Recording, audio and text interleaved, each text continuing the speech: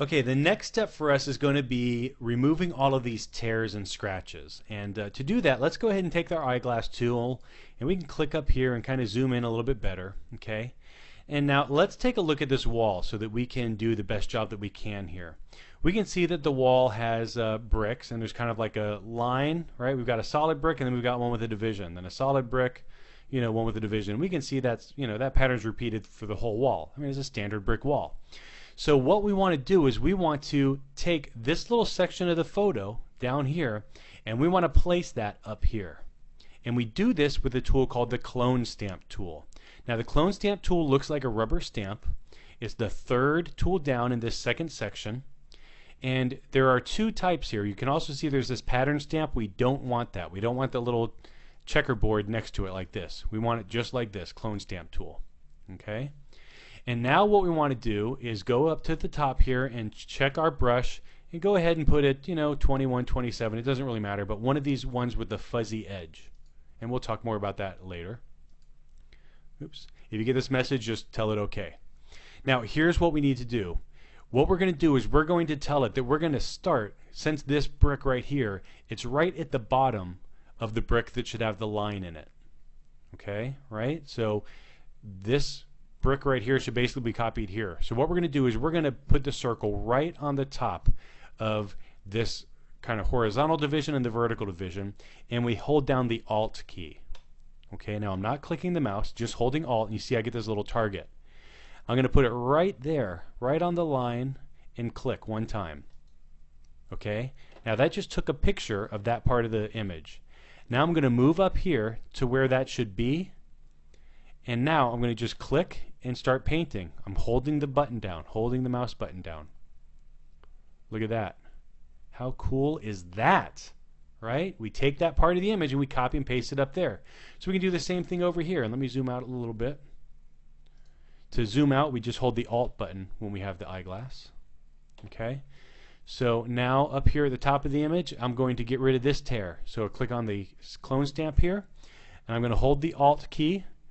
And here again, I see the brick with the division, so I'm going to go here to a brick with a division, click, and then right where that division should start happening, I just kind of click and drag. And you can see it got rid of my little line there. Now, it looks a little obvious because this line is the exact same as that line. So maybe what I'll do is I'll come down here and I'll Alt-click, and I'll paint in that little brick from down here up there, and now it looks a little bit more natural. Up here, I can do the same thing. Okay, I'm going to Alt-click right here on the edge of the wall, and I'm going to use this vertical wall as a place to kind of, start myself. So I click here, and now I'm going to move up, stay on the vertical wall, and click and drag to the right and the left. Now, if I go down too far, what's going to happen? I'm going to start painting her hair up in there, because you see that little crosshair, that little plus sign right there?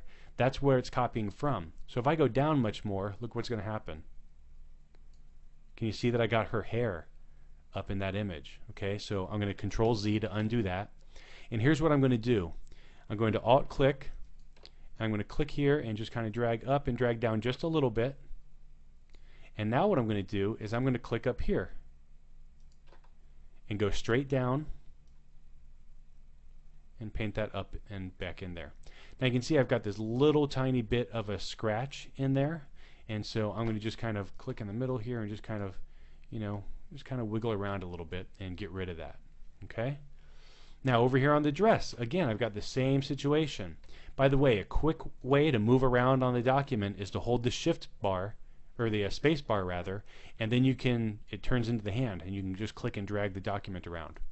So to get rid of this tear here, I'm going to do just the same thing again.